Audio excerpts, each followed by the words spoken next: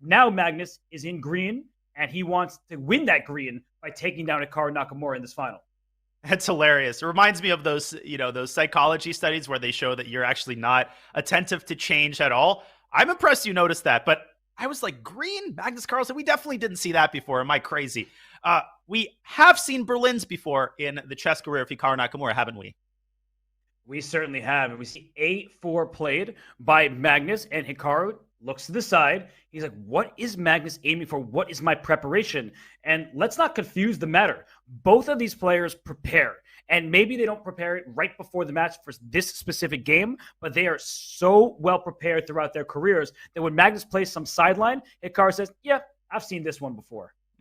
They're locked and they're loaded and they review their lines constantly. And this move A to A4, it might strike you as puzzling. It was the recommendation of opening specialist Grandmaster Darius Schwirch in a recent book that he wrote on the Ruy Lopez. This is what he recommended against the Berlin.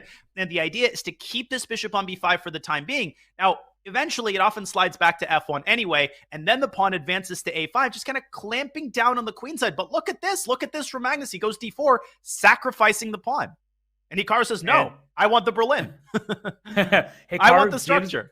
He gives the pawn back on E4, and that's what great players do. They don't get materialistic. They say, I will give you that pawn back, but I will get time and activity. He played D5 with tempo against the rook on E4. The rook slides back. Now the light square bishop can get out from C8 and go to G4 as you're indicating. So one big thing that Magnus and Hikaru need to figure out is bishop takes C6 a threat. You're reading my mind. It's black crazy. Pawn structure, and the knight is trying to come into E5 to follow. So bishop G4 at least eliminates the knight E5 follow-up, and that's why Hikaru played bishop G4 with the pin. And Magnus delaying for the time being. He procrastinates on the decision, but he improves his position nonetheless. The move C3 is necessary. It takes the sting out of bishop takes F3. Will he take on C6 now? Something tells me he'd rather keep his bishop on the board, but who knows? He can also play the move A5 right now, and there's a reason why. If black responds to A5 with the pawn push A6, now it is time to take on C6. So if we can actually bring up an analysis board and show that, I think it's very instructive that what white wants to accomplish in inducing the move A6 is to get a clamp on the dark squares. B4, no C5 pawn push for you. And once you establish this control of the dark squares, yes, right now the eval bar says that black is better, but in the long term, black is stuck with these pawn weaknesses in place. You're absolutely right. I think this is a great line, and this shows that there is a lot at stake here. Well, there's $20,000 at stake and an SEC title, but in this particular position, what's at stake is the future of black's queenside.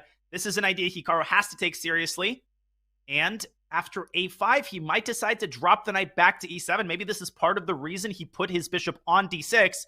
But first, Magnus takes a rain check on that and asks politely, or not so politely, whether Hikaru wants to stay on this diagonal. And I think he does. Well, if he wants to play bishop h5, he has to be ready for the move g2 to g4. We often tell our students, don't push pawns in front of your king. It makes your king weaker, less safe, but sometimes you want to break a pin. It's that important. So g4 is a possibility in some positions with knight e5 galloping into the center. So right now, Hikaru plays bishop f5. He drops it back. Knight e5 still a possibility here for Magnus.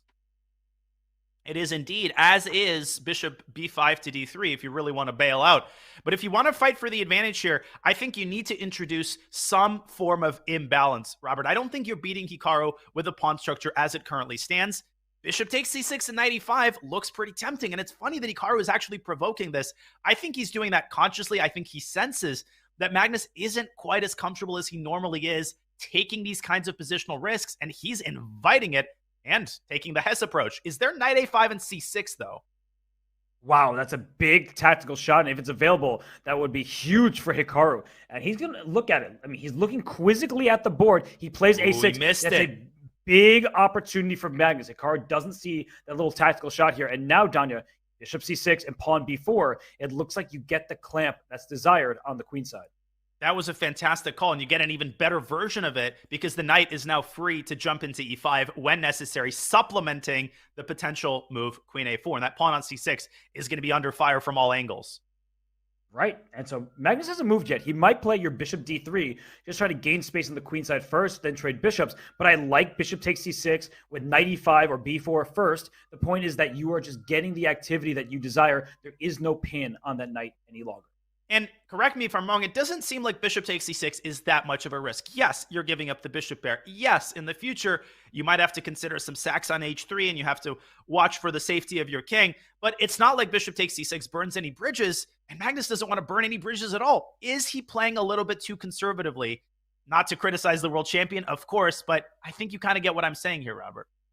Of course, I get what you're saying. I think that he is just a little bit sloppy in the early stages. He'd be the first to say that. That's not undue criticism. And for Hikaru, when he's been making mistakes, it feels like they're not as consequential. I mean, that game where Magnus won a pawn, he had some great chances, but he just couldn't make the most of it. And Hikaru, on the other hand, he won a game on time. That was big. It was a must. And then he won another game by stealing a couple pawns and converting it with precision. So Queen d7.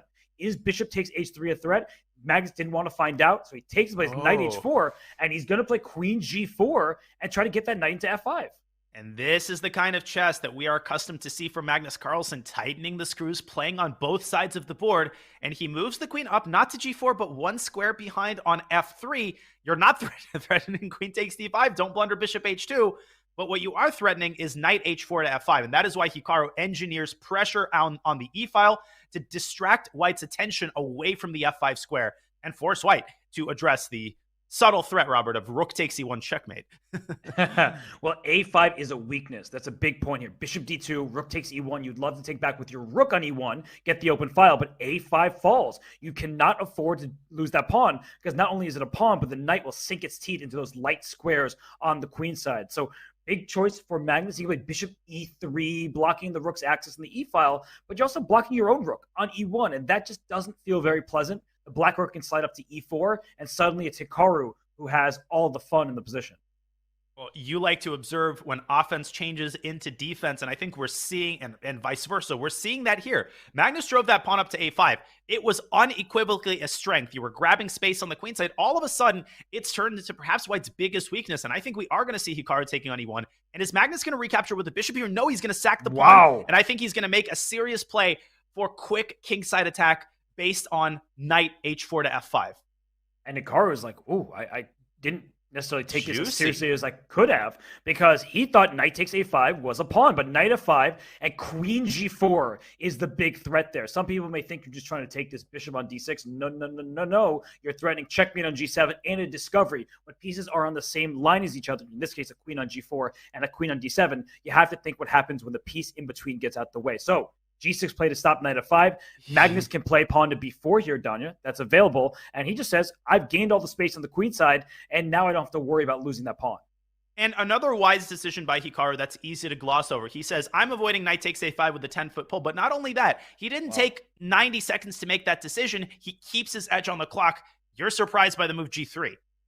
Well, d5 is now can be captured. Before it could not, because the bishop h2 check with a discovery. So h3 can be captured, a5 can be captured, but no matter which pawn black takes, everything can be captured, but d5 will fall. That's such an important pawn in black's position. It frees up the rest of the white pieces. So a big move there from Magnus, good recognition, and Hikaru needs to find a move. Does he just defend the pawn on d5 with knight to e7?